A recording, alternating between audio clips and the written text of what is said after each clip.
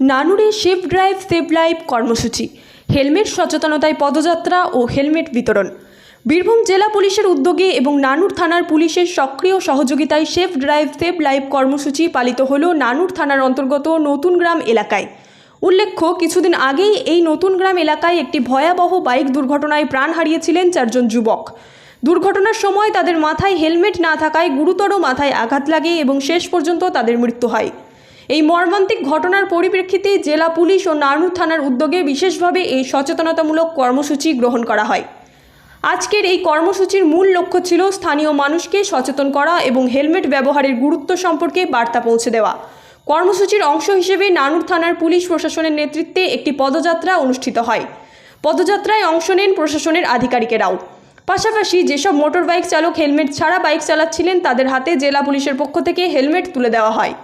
অনুষ্ঠানে উপস্থিত ছিলেন জেলা সভাধিপতি কাজল শেখ, নানুরের বিধায়ক বিধানচন্দ্র মাঝি, নানুরের বিডিও সন্দীপ সিংহ রায়, বোলপুর এসডিপিও রিকি আগরওয়াল, নানুর সিআই মিঠুন ব্যানার্জি, নানুর থানার ওসি নিতু সিংহ, ট্রাফিক ওসি সহ এলাকার বহু বিশিষ্ট ব্যক্তিত্ব।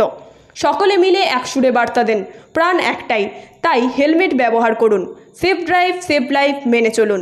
নানুর থেকে কার্তিক ভান্ডারীর রিপোর্ট, তারাপি টিভি।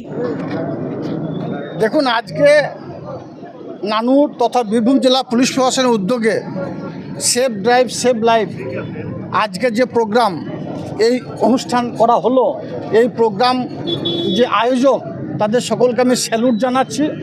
এখানে উপস্থিত ছিলেন আমাদের নানুর বিধায়ক থেকে শুরু করে এসডিপিও সাহেব থেকে শুরু করে সিআই সাহেব থেকে শুরু করে আমাদের বিডিও সাহেব থেকে শুরু করে নানুর ওসি থেকে শুরু করে সমস্ত পুলিশ প্রশাসনের কর্তা ব্যক্তি যারা আছেন তারা সকলে উপস্থিত ছিলেন। সব থেকে দুর্গাপূজা মরশুম, বাঙালি জাতি 12 মাসে 13 পার্বণ, তার থেকে বড় পার্বণ এই দুর্গোৎসব।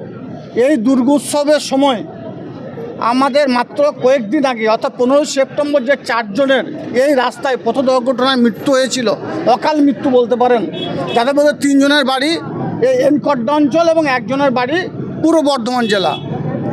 এবং এই এরিয়ার মানুষকে সচেতন করার জন্য এই সচেতনতামূলক শিবির আজকে আয়োজন করেছেন।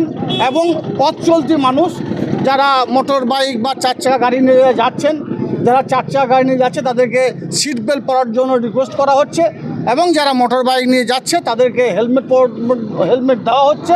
তাদেরকে এটাই বলা হচ্ছে, আপনিও সুরক্ষিত থাকুন, আপনার পরিবারও সুরক্ষিত থাকে। এটা পুলিশ প্রশাসনের উদ্যোগে আজকে অনুষ্ঠান। আজকে কি ক্ষতিগ্রস্ত পরিবার যাদের দুর্ঘটনাগ্রস্ত পরিবার তারা কি উপস্থিত ছিল? অবশ্যই তাদেরকেও আমাদের নানুর পুলিশ প্রশাসন মঞ্চ উপস্থিত করেছিলেন। তারাও তাদের বক্তব্য রাখলেন। তারাও বলেছে যে আমার ক্ষতি হয়েছে, আমার পরিবারের ক্ষতি হয়েছে, আগামী দিনে আর যেন কোনো পরিবারের ক্ষতি না হয়। প্রত্যেককে হেলমেট পরে গাড়ি মোটরসাইকেল চালাবেন, আর 4 চাকা গাড়িতে যখন আপনি চাপবেন তখন সিট বেল্টটা পরবেন। এবং পুলিশ প্রশাসনের পক্ষ থেকে এই ক্ষতিগ্রস্ত পরিবারকে যখন অ্যাক্সিডেন্ট হয়েছিল তখন যারা সহযোগিতা হাত বাড়িয়ে দিয়েছিল তাদেরকেও স্টেজে আনা হয়েছিল এবং তাদেরকেও পুরস্কৃত করা হবে বলে প্রশাসনের পক্ষ থেকে জানানো হয়েছে। পুজোর আগে এই ধরনের একটা পদক্ষেপ কতটা গুরুত্বপূর্ণ বলে মনে হয়? গুরুত্বপূর্ণ বলবো না, প্রোগ্রামটাকে যারা আয়োজন করেছে পুলিশ প্রশাসনকে আমি স্যালুট জানাচ্ছি এই ধরনের প্রোগ্রাম এই সময় করার জন্য। কারণ গত বছরে নানুর থানার পুলিশ প্রশাসনের সঙ্গে প্রশাসন কর্তা বিডি সাহেবের সঙ্গে আমরা বসেছিলাম, আলোচনা করেছিলাম, তখনও কিন্তু নানুরের মানুষকে সচেতন করেছিলাম। তৎসত্ত্বেও ঈদের সময় 2 জন মারা গিয়েছিল। ঈদের সময় 2 জন মোটরসাইকেল আরোহী হেলমেট না থাকার জন্য মারা গেছে।